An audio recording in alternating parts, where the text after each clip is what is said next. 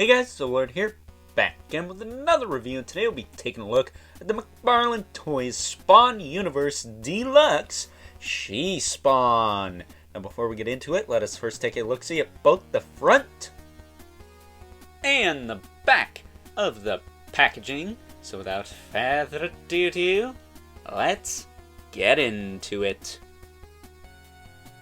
Now before we get into the meat and taters of this review, the She-Spawn does come with a plethora of accessories.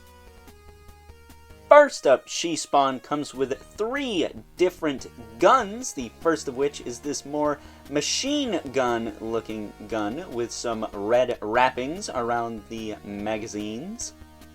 The second of which is this big old honkin' rifle type gun, which has like 6 different handles with triggers on them. Not quite sure how this gun works, but it does also include this nifty metal chain, and it should be worth noting that it is removable and you can put it elsewhere on the figure if you so choose. And lastly, she comes with this big old honkin' sniper rifle-esque gun, and is it just me, or does this gun seem a little bit too big for this figure? I don't know, if you ask me personally, I think it's more in line with a 12-inch figure, but to each their own, I guess. It should be worth noting, though, that she does come with a relaxed hand to help prop the guns up with. Next up, She-Spawn comes with 2 melee-style weapons, the first of which being this big old honkin' sword, complete with spiked knuckle guard. And last but certainly not least, the second of her melee-style weapons is this super-duper long spear? Question mark? I don't know, it kind of looks like it has an axe blade to me, but you guys let me know what you think it is in the comments section below. But with that being said, let's now move on to the aesthetics and articulation. And before we take a closer look at the She-Spawn here, she also comes with the trademark hockey puck stand, which we're used to seeing with all McFarlane Toys releases. Has the Spawn logo across the front there, and a single peg to help her stand up. However, funny thing about that is I've actually had no problems getting this figure to stand without the stand. So yeah, it looks like your boy's going to be saving some shelf space one of these days when he finally gets these Spawn Universe figures on the shelf, that is. That said, before we get into it here, shout out to my super cool Aunt Tammy for, first of all, getting your boy out of the house the other day and hooking me up with this figure as a bit of an early birthday present. Much love and appreciation towards you. And also a shout out to my good buddy AJ, aka the Mindful Ghost, for turning me on to this figure, because I was kind of skeptical about it at first, because it's not the traditional, I think her name is Nyx She-Spawn. It's Nyx or Cyan. I can't remember. There's like 5,000 different spawns, okay? It's not like Ghost Rider where there's like a dozen. But this is actually Jessica Priest as the She-Spawn, and you would think that I'd be all over this look because it's a smoking hot chick with long red hair and biker leathers. Like, those are all the things that turn your boy on, okay? Just a disclaimer. But it took me a little bit to warm up to this character, and I gotta tell you, I really dig this figure, man. She does have some looseness in the torso, which I may have to fix at some point. But other than that, this figure is awesome. I really, really dig this figure. Her hair is a bit dynamic for my liking. It's kind of off to one side here and does throw the balance off a little bit. But again, I can get her to stand without a stand. I know I can, I just did. Hold on. There we go.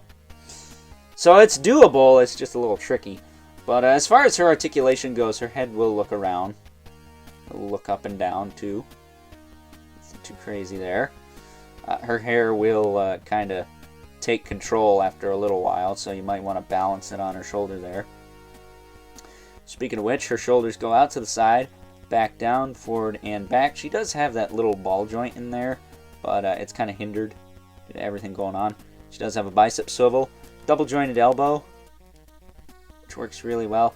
No cliffs to Dover going on with her. I mean, it is kind of gappy and flat, but no cliffs to Dover. No trenches, no indentations, no nothing. So that is a plus. I will take this over the cliffs of Dover, man. It does break her spikes up a little bit, but there's 2 here, and what, 3 here? 1, 2, 4 here. So that's not terrible. And then her wrists are on swivel and hinge joints, no ball hinges, which I'm okay with. I would rather just get multiple hands with the appropriate hinges, which unfortunately, considering these are grip hands, she has the in and out instead of up and down hinge. I would have preferred the other type of hinge. She does have a little bullet belt here, which looks really cool. And then she has a skull shoulder pad over here with some chain on it. So that's pretty cool as well. As far as her torso goes, it's a double ball peg. You do get plenty of range out of it, but on mine it is a little bit loose, so again, I might have to tighten that up. She does have a waist swivel, I think. I don't know. Her waist is pretty hindered, so I imagine there's either nothing here or it's just the diaper piece is not going to allow it to move hardly at all. And speaking of which, this torso is a little bit loosey-goosey right now. There we go. That's a little bit better. And as far as her hips go, they do kick forward, not a whole lot. Back, not a whole lot. They do kick out to the side really well. Be mindful of this rubber chain here. You can actually slip the sword in there, but I wouldn't advise it just because it looks kind of silly. And she does have decent thigh cut going in, going out, not as much, but that's okay. Actually, you get a little bit more out if you move her leg forward. So she is going to be a little bit wide in the hips here, as far as like a neutral stance goes. She does have a bit of a wider stance. I wouldn't say it's really bow-legged, but I wouldn't say it isn't either. And I would have preferred if they put like a thigh cut here and here where this belt is. Would have been nice and hidden that way, but oh well. Not that big a deal. She does have double jointed knees. Do bend pretty well. And no cliffs to Dover really, other than up here. It's a little bit of one, but nothing insane. So they're getting better with the knee joints on these figures. And the elbow joints. And then she does have an ankle hinge with a rocker and a swivel at the top. And she does also have toe hinge, which on this figure is tight on both sides. So I very much appreciate that. Very much so. But yeah, the torso on mine's a little bit loose. Nothing I can't fix though. She does pop apart pretty easy in that region. So I can have Mr. Brian, aka my dad, aka the old man, hit her with a little bit of Elmer's glue, have her hang upside down for a couple of days, and crack it loose, and it should be nice and tight. So I might actually do that. I wasn't going to because it was staying for the most part, but I think once this review's over, I will give that a shot and tighten that up ever so slightly. Ever so slightly. I don't think it needs a ton, but it does need a little bit. Her head's a little loose too, but that's not that big a deal. That's the head, not the torso. She doesn't need the head to help stand up, right? But with that being said, let's now move on and take a look at some comparisons. First up here is She-Spawn next to the vintage She-Spawn, and I say the vintage She-Spawn because we never really got a whole heck of a lot of She-Spawn action figures in not just the vintage Spawn line, but the Spawn line in general. So I'm hoping that one day the Toddfather will give us an updated version of, I believe this one is Nyx, if I'm not mistaken. Nyx or Cyan or something like that. And silly me, forgot to pull out a Jessica Priest figure for this comparison, but I can tell you that this new one here is nothing like her previous counterparts. Next up, here she is alongside a couple other Hell Spawns from the Spawn Universe line, Raven Spawn and Gunslinger Spawn. Up next, and this is for you, AJ, here is She Spawn next to a couple other femme fatales, the Executive Replicas Coffin Comics Lady Death, and Hasbro Marvel Legends Titus Build-A-Figure Wave, Angela. And last, but certainly not least, we have our two regulars, the Mythic Legions, Brother Mandibulas, Beloved Spawn, who is towering over everyone today because even though She Spawn is a Hell Spawn, she's shorter than the average Hell Spawn, boo-boo. So with that being said, time to wrap things up. Some final thoughts.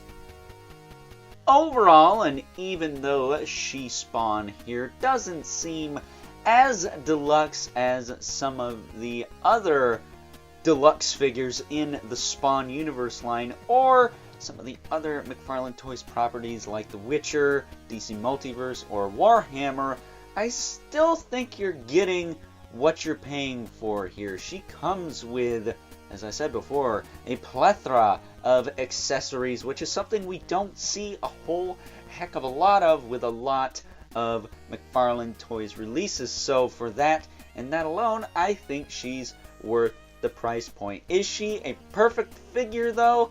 No, not really. I think it would have been nice to get an alternate head sculpt or alternate hair sculpt that's not as dynamic, because she can be a little tricky to stand and balance with this big old waft of hair blowing off the back of her head, throwing her balance off ever so slightly. But that said, it's nothing I can't handle, along with some loose joints here and there. Nothing really out of the ordinary as far as McFarlane Toys goes. This is still a really solid release for both McFarlane Toys and the Spawn Universe line. And if you were hesitant on picking her up because of the $40 price point, worry no longer, because your boy thinks she is 110% worth it. So with that being said, I hope you guys enjoyed this review. If you are so inclined, please don't forget to comment, like, subscribe, and hit the bell so you know whenever I upload more reviews like this one. If you haven't already, please hit me up on Instagram at Overlord Productions. But as always, keep the comments civil, because the world sucks enough as it is, especially on bad hair days. And until next time, I'll catch you guys later.